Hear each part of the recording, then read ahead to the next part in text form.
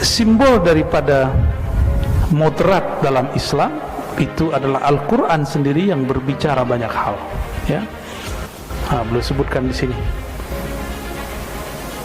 Dan di akhirat, kita loncat ke bagian belakang. Fa innahu idza kana yaumul qiyamah waqafa an-nas li su'ali qawli kulli ummatin hal balaghakum rasulukum fayaquluna la. Nanti di hari kiamat umat-umat terdahulu, ya, sampai kita itu berdiri semua. Lalu mereka ditanya,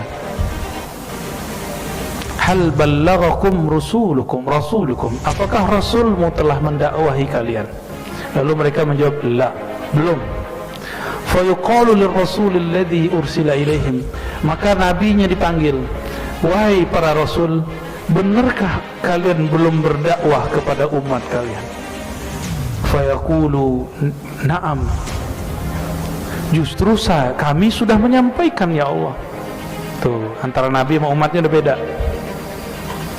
Fa yaqulu man yashhadu lak, siapa yang bersaksi bahwa engkau para nabi sudah mendakwahi umatmu? Apa jawaban para nabi? Muhammadun wa ummatuh, Muhammad dan umatnya. Itulah makna surat Al-Baqarah 143. Litakunu syuhada 'alan nas, supaya kamu jadi saksi kepada semua umat terdahulu. Jadi nanti ini kita nih Bapak, insyaallah ya, kita jadi saksi. Allah bertanya ke Nabi Isa, ke Nabi Musa, Musa, kata Allah, betulkah sebagaimana yang dikatakan oleh orang-orang Ahlul Kitab atau orang-orang Bani Israel bahwa kamu belum menyampaikan misi risalahku? Apa kata Nabi Isa, Nabi Musa? Justru kami sudah ya Allah. Mana buktinya? Saksinya mana? Saksinya Nabi Muhammad dan umatnya. Jadi kita nanti jadi saksi. Nabi terdahulu minta Nabi Muhammad dan kita sebagai saksinya. Itu makna surat apa? Al-Baqarah ayat 143, ya. Litakunu syuhada'a 'alan nas, agar kamu sekalian hai umat Muhammad menjadi saksi terhadap umat-umat terdahulu. Ini kita ringkas-ringkas ya.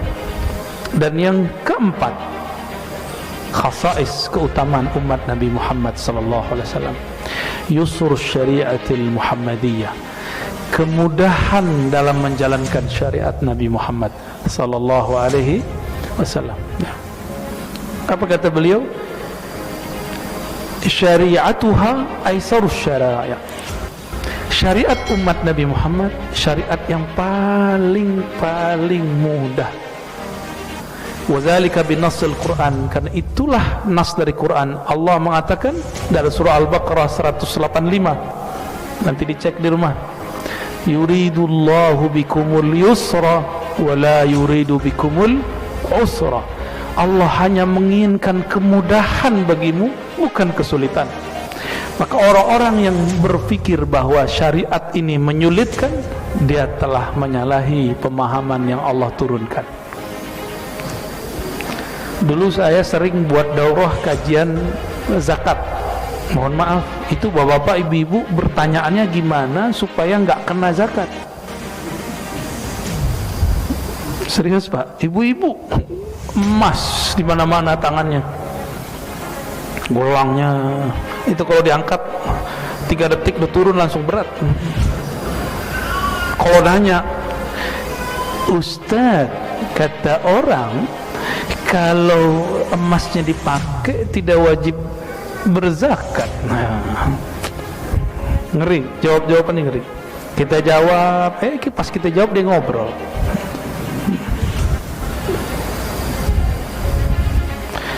Kita sering bertanya, ingin mencari celah. Ini yang nggak benar. Itu nama Bani Israel. Bani Israel ketika nanya dulu, diperintahkan oleh Nabi Musa, ya, sembelihlah sapi. Padahal semua sapi apa aja kan boleh tuh. Nanya lagi, pengen detail, pengen sebenarnya itu dibatalkan, dipersulit lah. Oh, nggak ketemu Nabi Musa. Oh, dicari sama Nabi Musa sesuatu yang sesuai perintah dari Allah. Dicari yang nggak pernah dijadiin untuk gembala, warnanya juga safra faqi'un launuha. Ribet sudah. Musallamatul la syiata fiha, nggak pernah dipakai, nggak ada aib. Pusing mereka. Padahal sapi apa aja ambil. Jadi ketika nanti bapak punya guru rohani, diperintahkan amalkan ini, gak usah nanya, amalin aja, ya.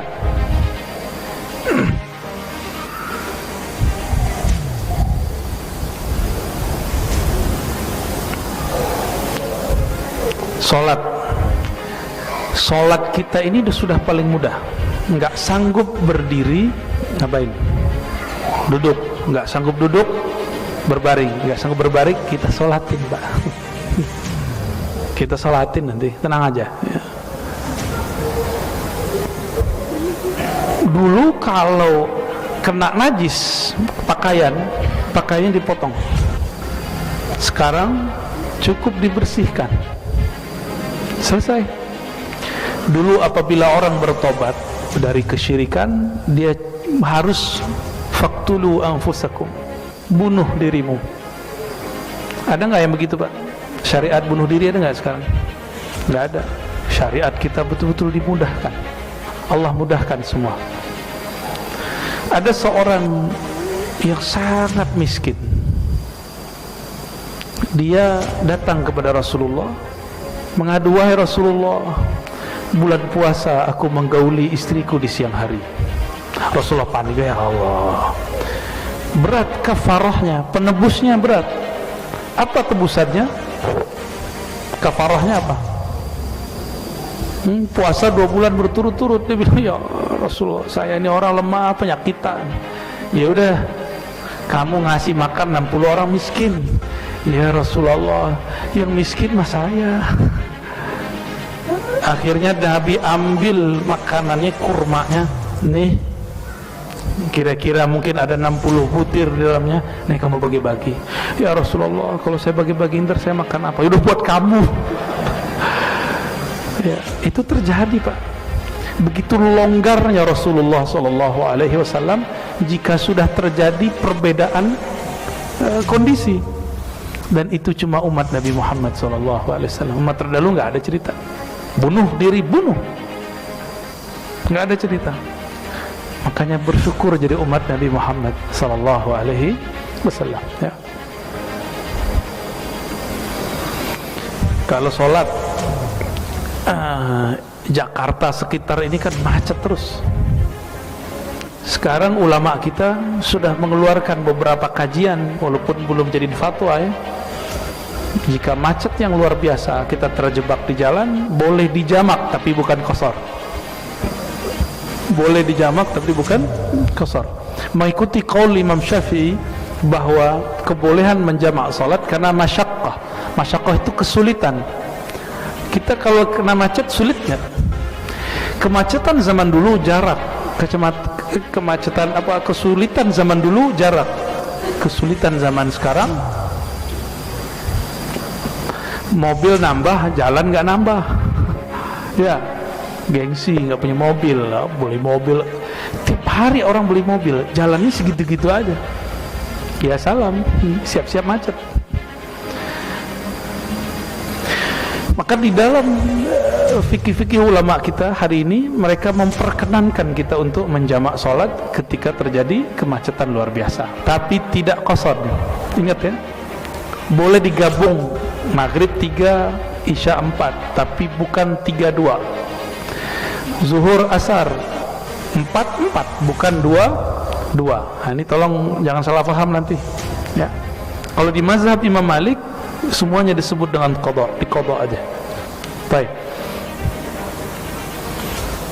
Nah, namun ada yang terlalu gampangan, dapat ilmu dari kiai bahwa kalau kita di kendaraan cukup sholat di kendaraan, ya, sholat duduk. Ingat, sholat wajib tidak sah di atas kendaraan kecuali posisinya pas. Jadi kalau kita dulu pernah sholat di pesawat, ingat-ingat nih berapa sholat diqadha semua. kecuali Saudi Airlines ya, itu di belakangnya ada musola, bener, itu bisa Pak. Tapi kalau sholat di kursi, di bis, di mobil, mesti diqadha, karena Nabi tidak pernah sholat wajib di atas kendaraan. Dulu debat Imam Syafi'i dengan pengikut Imam Abu Hanifah mengenai kewajiban sholat witir. Imam Malik, Imam Syafi'i mengatakan tidak wajib, tapi Imam Abu Hanifah mengatakan wajib sholat witir. Gimana kalau diwajibin Pak? Belum tadi nggak witir kan? Ya, kebanyakan kayaknya nggak witir. Thariqat saya salah satunya menjaga sholat witir. Kalau ketinggalan kita usahakan untuk mengqadanya. Imam Syafi'i menukil riwayat bahwa baginda Nabi Muhammad SAW pernah sholat witir di atas kendaraan. Tapi kalau sholat wajib selalu turun dari kendaraan. Maka beliau mengeluarkan kaidah la tasihhu shalah ala rahilatin atau ala rikabin. Tidak sah sholat wajib di atas kendaraan.